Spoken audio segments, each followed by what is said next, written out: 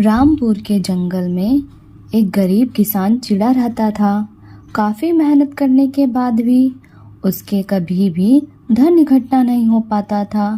हमेशा ही गरीबी में ही दिन निकलते थे। मोनू चिड़ा और डोली चिड़िया हमेशा ही चिंतित रहते थे, क्योंकि उनके घर में एक समय के खाने के बारे में भी सोचना पड़ता था कि उन्हें आज खाना मिलेगा भी या नहीं। डोली, कुछ खाने को है क्या घर में? खेत पर जाना है, मुझे बहुत काम है आज। मोनू, बस ये थोड़े से चावल थे तो मैंने बना दिए, और थोड़ा सा आटा था तो 2 रोटियां ही बन पाई हैं।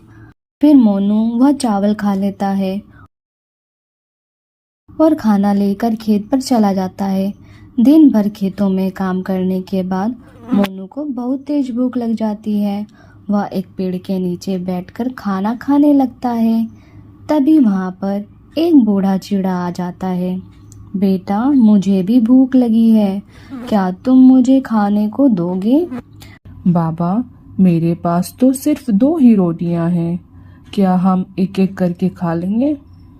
हम एक एक करके खा लेंगे। आइए बाबा, आप बैठिए, मैं देता हूँ। बाबा खाना शुरू करते हैं। पहले वो एक रोटी खत्म कर देते हैं। बेटा, मुझे और भूख लगी है। फिर मोनू उन्हें दूसरी रोटी भी खाने को दे देता है। तभी वह बूढ़ा चिड़ा पूरा खाना खत्म करने के बाद मोनू की तरफ देखता है तो वह उसे बहुत ही चिंतित लगता है। क्या हुआ बेटा, तुम इतने चिंतित क्यों हो? कुछ नहीं बाबा, बस मैं मेहनत तो करता हूँ पर 4 पैसे नहीं जुटा पाता कि आराम से 2 वक्त का खाना खा सकूं।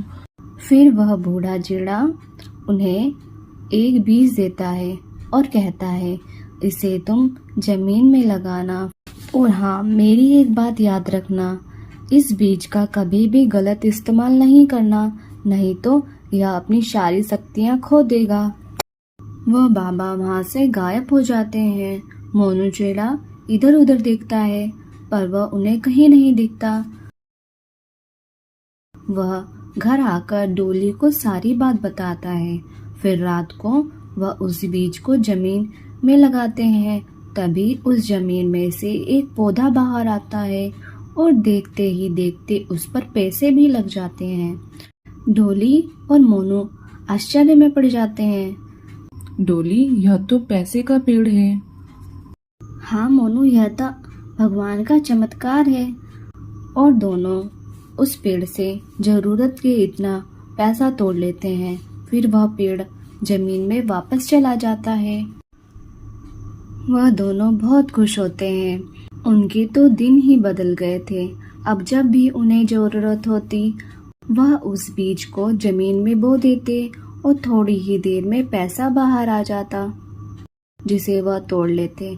फिर वह पौधा अंदर चला जाता और धीरे धीरे उनके घर के हालात भी सुधरने लग गए। कुछ ही दिन में उनके घर में सारी चीजें आ गई थी जिन्हें के वो सपने देखा करते थे। दूसरी तरफ कालू और गोरी उनकी तरक्की होता देख अंदर ही अंदर यह सोच रहे थे कि उन्होंने कैसे इतनी जल्दी तरक्की कर ली। कालू जी, यह मोनू और डोली के हाथों कोई चिराग लग गया है क्या? वह 4 दिन में कैसे इतने अमीर हो सकते हैं? उनके घर में कुछ दिन पहले खाने को कुछ नहीं थे और आज देखो उनके घर में सब सामान भरा पड़ा है। कालू जी, इसका हमें पता लगाना होगा। गौरी, तुम बिल्कुल सही कह रही हो। आज से हम उन पर नजर रखेंगे तो हमें पता चल जाएगा कि वो क्या कर रहे हैं। वह दिन भर उस पर नजर रखते हैं। थोड़ी ही देर में रात हो जाती है। तभी मोनू चिड़ा और डोली अपने घर के बाहर बगीचे में कुछ बोने लगते हैं। वह सब कालू और गौरी देख रहे थे। तभी कुछ देर में एक पैसे का पेड़ बाहर निकलता है। यह सब देखकर कालू और गौरी की आंखें फटी की फटी रह जाती हों।